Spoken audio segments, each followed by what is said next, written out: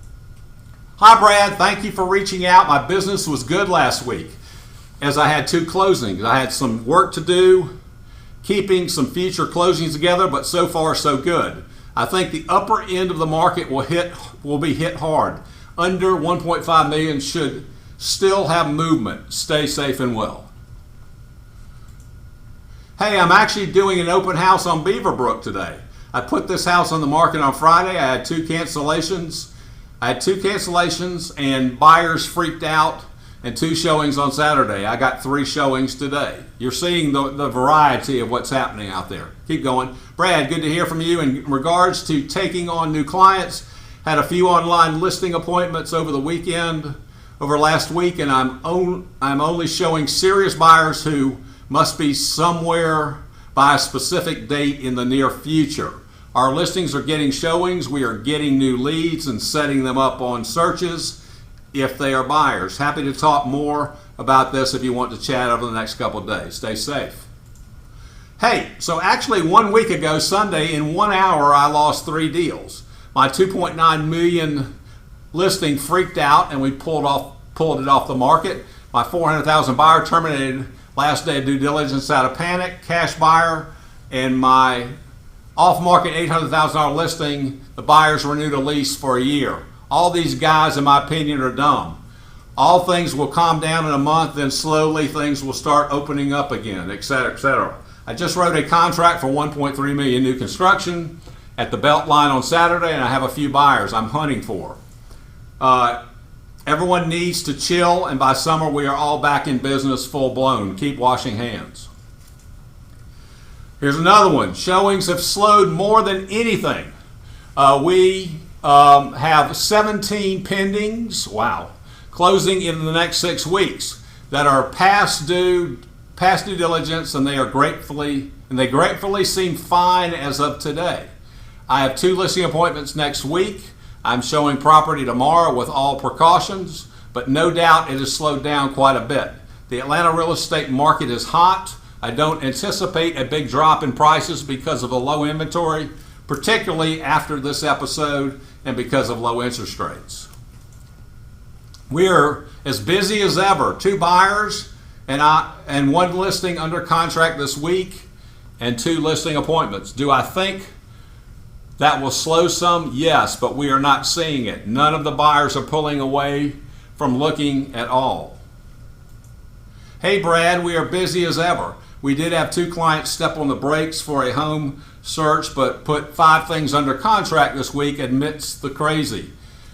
We were in Vail when the world seemed to stop, so hurried home to be with the kiddos. I don't have my head in the sand that this isn't going to have an effect on our business. Things have greatly come to a slowdown. I do believe it is temporary. We do still have sellers that have to sell and buyers that want to buy. We are just making a plan. I listened to a webinar today from Mike Staver this morning, and this is my skinny on it. I shared with the team earlier today, our brains can't decipher what is real and what's not. Keep telling yourself that this is temporary. Fear is highly contagious. When you don't manage symptoms, they replicate. Panic and fear clouds judgment and affects one's ability to make decisions. Always have a plan. The plan is the cure. Okay? So, you can see a wide range of difference in what's happening with people's business.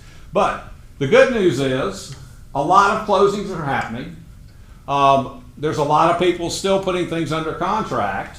And if I'm a realtor, I get paid to buy and sell houses and help people do that, and it's still happening. I would still be doing that if you're comfortable being around people and what's involved, or start figuring out how to do it more virtually, which everyone is attempting to do right now.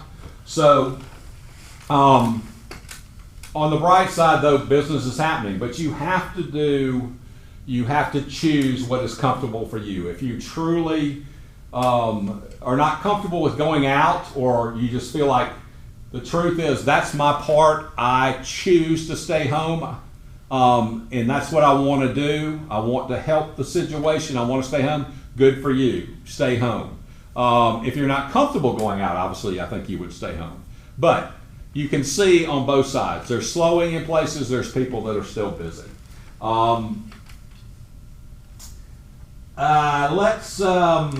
We're going to send you today, just because we are home a little bit more. We had the staff give their top 10 movie picks of all time. So we're going to send you those. Just if you're looking for a movie here, and it's a wide range of movies, believe me. We have staff members that are 61 down to 27, or actually 22. So you will see these lists are very different, but just something to help you. I mean, here's some good movies that people think are good movies. Stacy's going to come talk in a minute about the training online that's happening. So, again, changing daily. Everything is changing daily. And all we can do is make decisions and take actions depending on the current data. Even if you're a little slower, business-wise, there's still many, many positives to this time. One, you can see. I mean, people have said, I'm cleaning out my house. I'm doing... I'm way doing more with my family. Again, I think as realtors, sometimes we get going, we're blowing, we're going, we're busy. A lot of things to do big business get pushed to the side, and this might be a time that you get to do some of those things. I mean, this is the ultimate time to build your database, okay? I mean, if we have extra time, this is the ultimate time to build your database. It's also the ultimate time to touch your database. We are finding that, gosh, in this time, everyone they love hearing from you. I would highly advise call. It's very effective. It's the most powerful. Tons of results for this. People loving that you're calling. And I would just advise to just say, hey, I'm checking in on you, making sure you're good and safe. Also, what do you need from me? What do you need from me? And I would really address that as also real estate. So real estate's your biggest investment. This is a crazy time, crazy flux going on. What information do you want from me? Do you want to know the volume of contracts? Do you want to know the number of contracts falling out? Do you want to know interest rates? They're going to give you what they want. Now you have an open door back and forth where now we're in communication, now we're in a relationship because they've asked for you to provide this. And I think many, many people are going to want you to provide this. Here's the ultimate time to learn command, okay? We have time to learn this, okay? Also, I would think everyone at the end of this is going to be an expert on video conferencing. So this is the new wave of the future. When all this is done, this will probably remain. I think a lot of people will figure out that I can be looking at you on my screen and you on your screen and we can talk, and this isn't hard at all, and that will remain forever. But I think it's not very hard to learn how to do this, whether it's Zoom or through Google or whatever. I mean, there's 4 or 5 different ways that you can video conference people.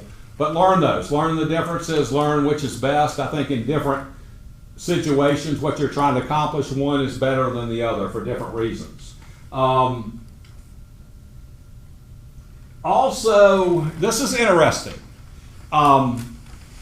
This is really interesting. So I'm shocked at, I mean, most people I'm talking to, one of their biggest issues is like they're freaking out about being home all the time. And it's just amazing. Some people are like, this hasn't even been going on for the most part, being home for 2 or 3 days, and people are losing their minds going, I gotta get out, I gotta go do something. And it's just, I can't believe it actually. I mean, how many times have you gone on a vacation where it rained the whole week, or when we were kids it snowed for 7 days, you were locked in, snowed in. I mean, we've done this before, but one of people's biggest problems is truly, what do I do being home all the time? And again, there's a lot of good things that are going to happen from this. Personally, I think, where at Keller Williams we're taught to keep a schedule. Well, we do the same thing now, just with different things on the schedule. So, yes, you're going to be going stir crazy if you don't know what to do and you're just trying to figure out what you're trying to do all day. If you actually keep a schedule of a bunch of different things that I'm going to do during the day, you'll find that this isn't hard at all. Because really, if we have more time, this has opened up a lot of things, a lot of actions that we weren't doing, probably for a good reason, because we were just busy with our business. One thing that's been amazing is this has happened during the peak of spring blooming, okay? I mean, I've been in this business now for 31 years, and I hate to admit, but this is a very busy time in real estate. So a lot of times, spring just happened without me noticing. I mean, because I had so much on my mind and I was doing deals. Where now, it's been interesting. At my house, literally, I've been watching like 4 trees and watching their growth every day, from a bud a few days ago to probably by this weekend, there'll be full leaves on it. So, I mean, there's a lot of things that we can be doing to occupy our mind. One is read, okay? Read a book, be reading 2 books. And time block that. I mean, I'm gonna read for an hour. I'm gonna read for 30 minutes. Exercise. I mean, you probably noticed, my take on this is we come out of this, so we're gonna have a lot healthier America, just because I've never seen so many people out walking, riding, jogging. So here's a time that if you're not an exerciser, there's another 30 minutes to an hour. It's a regular part of your day. Another one, depending on how faith-based you are, I'd read a book. I'd also maybe have Bible study for 30 minutes to an hour a day. We just started a puzzle at my house. I mean, there's one other thing, something to do. Listen to more music. Dance. Yeah, listen to more music. A lot of times we just, I love music, but I go weeks sometimes I didn't put on any music because I'm busy. If you have instruments at your house that you at one point wanted to play but didn't, here's a time where you can go back to playing the piano or the guitar. And again, I would just say notice nature in spring. There's just, I think you can come up with a list of 10 to 20 where all of a sudden your day is busy. I think a key to going through this, if we really are staying home more, is occupying your mind with positive things that at the end of the day you can say, wow, I grew, I progressed, I become something better. But there's a lot of good things out there. So don't forget that. Stacy, let's break to you. So we've sent you the emails. KW is actually upping their training at this point, and Stacy's going to tell you that. It's nonstop. Stacy, hop in here. You're gonna turn that on? Where's the Go. break? Okay. So, hello everybody. I've been on the chatting with many of you. And thank you so much for participating. It makes us feel like we're still in touch. And many have voiced the feeling that we can't wait to get back together again. So we'll definitely plan a party. So KW has got just non-stop training. So your ticket is to go to this web address on here is kwconnect.com. And I told you in an email, scroll down to where you see those pivot shift ahead videos. But this one specifically takes you to the live streams. You can watch them live or just go back to KW Connect to see the ones previously recorded. It tends to take about a full day. So like what they're showing today may not be available to view until Wednesday morning, maybe Tuesday night, Wednesday morning. Unbelievable content that's being put up, mindset, best practices, Oh my goodness, you could spend all day watching them, and I tend to do that because I love learning. I want to echo Brad's comments about engaging your mind positively, putting the good stuff in. This is a beautiful opportunity to reflect and revisit your goals. What is it that I want to accomplish business-wise and personally? I know Terry is in contact with all her clients, and anyone can call her just to talk. If you want to, Brad and I, we're all available, getting texts and emails constantly. And I also want to remind you that you can go to our KW Dunwoody or KW Atlanta Perimeter website, scroll to the bottom, and book with Pete or book with Stacy for a virtual 30-minute or hour consultation if you want to learn something specific in Command or some other technology. So we've got great stuff. We are here for you. We are talking to people every day. We just, we're going to get through this, and the market's going to be incredible when we bounce back. Thank you, Stacy. So let me address a few other questions that, oh, here, Stacy, I want you to read this. So this is from Randy. Here, let me do these and then we'll get you back on here. So 2 questions. One, for people who have said they want to buy this year and are in the portal looking at homes yet have expressed income is volatile or job security is not certain, what's the best way to interact with these folks? That's a factor here. Obviously, some people have lost their jobs, will lose their jobs. You're probably not going to get a loan. You're not going to get a loan if you don't have a job. So that's just more of our pre-qualification of people talking that through and counseling people that, I mean, I think that they need some love in that particular case, but we also, we just need to say until things settle down and you have a job, that's when we come back in the game. I think it's no problem keeping them on a portal, keeping them looking, but probably a waste of time to go out and look at houses if truly they don't have a job. Someone else had asked, and this is probably one of the tougher questions to answer today. As you saw, I was surprised. I thought Governor at 5 yesterday was going to put the state on lockdown. He did not. But if you heard last night at 11, the mayor put the city of Atlanta on lockdown, which doesn't seem like very intelligent political work on my part, in that you're locking down part and not. I mean, how does that even work? I mean, so basically, once you drive out into Fulton County, not in Atlanta, are you okay? But doesn't make any sense. I don't know how to answer that. I don't know what to say. That I'm hoping they fix this quickly, that you have 2 different ideas basically in the same place, sometimes a mile apart. So I don't know what that means. But we'll update. We'll update you as soon as we know. I'm sure as many people are as confused also, and I would think they would have to clarify that. If they go on state lockdown, then obviously we're all playing the same game. But that is kind of a bizarre one. So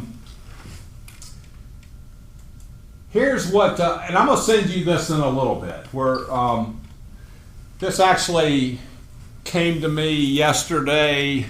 I've been team leading 16 years, and I've actually told this story multiple times to people, and I think it's very appropriate. We're going to email this to you, so I'm not going to tell you the whole story, but it's actually a parable, and I think it's very appropriate in these times. So it's basically a story of a peasant that has a very valuable, very, very valuable white horse. And all the villagers advise this guy, this peasant, that he needs to sell the horse because it's going to get stolen. And actually, the king of the province, I mean, it's an incredibly awesome horse, comes and says he wants to buy the horse. And the peasant declines.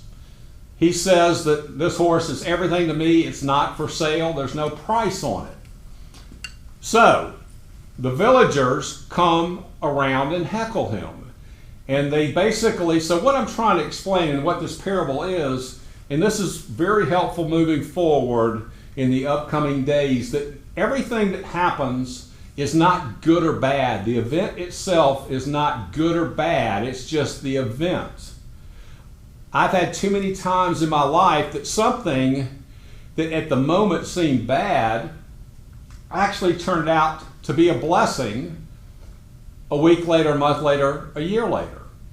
Okay? So, they heckle him. They say, let's just say his name's Joe. They go, Joe, this is so bad. This is so bad. You're an idiot. Okay? The king offered you a big ransom or a big dollar amount. You didn't take it. He said, I don't know if it's good or bad. All I know is that I didn't take it. Okay? Well, 2 days later, the horse is gone. Okay? Not in the stable. It's been stolen. Well, they think it's stolen. It's gone. So all the villagers come and heckle him more. Go, Joe, this is so bad. This is so bad. We told you. Your horse has been stolen. This is so bad. Joe answers, I don't know if it's good or bad. All I know is that my horse is missing. Okay?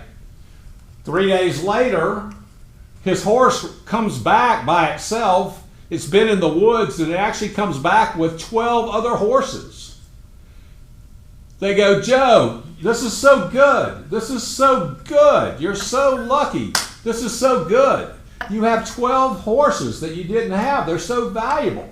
Joe again said, I don't know if it's good or bad. All I know is that I have 12 more horses. Okay? Now this story is gonna keep going. There's 3 or 4 more of these twists, but the purpose of this story is basically to calm you and realize that the event that's happening right now, it could seem good, it could seem bad. It's not either. You're not going to know until, so let's not get worked up at the event. You might find a year from now that what's happening right now is the greatest thing that happened in your life. Correct? Mm-hmm. So, here's my closing advice to you. And we're going to keep doing these daily, not daily, but at least every Tuesday. We might go to 2 a week, I don't know. You've been getting a text message, an update of the day from me every day. Those will continue.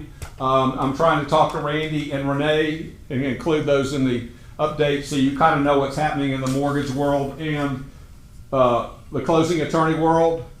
But here's what I would say. I would say, one, you got to stay calm. It's going to do no good to you by being panicked. You're the leaders of your household. You're the leader of your client base. You need to be calm to be able to make good decisions and advise people. I'm also going to say, don't judge others' opinions. Okay? They didn't live the life that you have lived. They didn't have your parents. They didn't have your 2nd grade teacher. They didn't have your 10th grade baseball coach. They have lived a different life, and what is true in reality to them is different for you. So they could be correct in their decision, and you could be correct in your decision on this, and you're both right, and they're actually the opposite. This is huge. Don't make quick decisions right now out of fear. They always end up being bad decisions. I think one thing that we're going to learn out of this is that we're all going to learn to live in a little bit of pain and discomfort a little bit more. Instead of being fearful and rushing out and making a bad decision, just live with it and think about it, and hopefully longer than shorter. And you might find you've learned a skill that in the future I'm not making bad decisions, rushing out and changing everything because of one event, but I'm actually allowing myself to just live with it, and I can take that. Don't make quick decisions. No doubt about it. Pray more, have more faith. Got to do that. A real key. And I would say, make an effort to notice the good things. Okay? We can do every day. There's a bunch of stuff happening out there that's negative. There's a bunch of stuff out there that's happening positive. If you notice the positive, it's going to make your day better and your situation better. You can complain right now, it's raining, okay? Or you could go, holy smokes, it's raining. This is the greatest thing for my yard. I mean, you can look at every situation differently. So I think just being on the positive, gratitude, thankful for what is good is a big part of this also. This is just an interesting sidebar, just one way to get through this and to not become stir crazy. What I've done at my house, because basically it's just Arden and I, so it's two of us, and we don't have a huge house, but we don't have a small house. So, I don't know how many rooms are in it, but for the most part, all we use every day is the kitchen and the family room and the master bedroom, where we've tried to start doing things in all the rooms, okay? So instead of just staying in one room all your waking hours, yes, you're probably going to go nuts. Where if all of a sudden you have a guest bedroom you never use and maybe that's your office now, then hey, I'm just mixing it up. Or that's where I put my puzzle. I'm not going to put my puzzle in the same room where I'm doing everything else, but it's just a different room, a different view. That's been kind of cool, actually. Actually, I don't go in my basement often, but I've actually, started hanging out there a little bit just to, wow, that's pretty cool. I don't go down here. I don't know why I don't go down here. So, again, right at 11 o'clock. Oh, yeah. So, thank you, Pete, for coming in and doing this. Pete, you can't see him, but he's running the show. Thank you, Stacy. We're going to end. So, again, I'm sending you Randy's updates every day, but Stacy's going to read the one, I think, from this morning. Yes. Okay, there we go. Hop in. This is pretty cool. Good morning from Randy. Lots of good news to share this morning. Monday was a busy day. Several new purchase contracts turned into our team today and several offer letters sent out. Rates only adjusted once for the worse, about 1/8 of a point. Rates ended around 3.5% for purchase business with great credit. Rates are expected to open about the same today, possibly lower. Please note, these updates are not to be used as rate quotes. Each borrower is different and we can only quote rates based on individual qualifications and scenarios. Exciting news. Within a few days, Certainty will be starting e-closings. The first phase will still require wet signatures on a few documents. However, about 70% of the documents will be sent to the borrower prior to closing for review and digital signatures. This will greatly reduce the time spent at the closing table. Yeehaw! We are moving towards 100% paperless closings as quickly as the regulations and governing will allow. Also, we can be seeing more appraisal waivers recently. Fannie and Freddie seem to have loosened up automated valuations. So before making the offer, I suggest giving us the address and let us run the automated underwriting to see if you even need an appraisal. This could dramatically change your offer and contingencies, giving your buyer the upper edge in negotiations, especially in multiple offer situations. Our closing times have remained the same through this crisis for your purchase business. To keep them that way, it is critical to have your buyers pre-approved. Stay safe and please call anyone on our team for help with your transaction. Thanks, the Lip Loan team. Thank you, Randy. So stay up here, Stacey. So again, we're going to sign off here. We're going to keep doing this, but we're here. All the staff, for the most part, is working virtually. Ellie does come in every day. She lives nearby. Her job is, we want to get you paid. So earnest money is still flowing like normal. Closing still flowing like normal. If you need to take earnest money back for your closing or you need a check to get paid, she's doing all that. Good news is it's right here is probably one of the safest places on earth right now because there's nobody here. So nothing is stopping. Everything is going just like normal. Closings, earnest money. But please, text, call us. All the staff is here. We're here to help you. And just Here virtually. yeah, and with your questions, that's a key. We'll try to get all of them answered, and we'll get back to you on ones that we can't answer, like the City of Atlanta thing. We'll research and get it to you. So we love you guys, and stay safe. Miss you. And yeah, we do miss you. And we'll talk soon. See you now.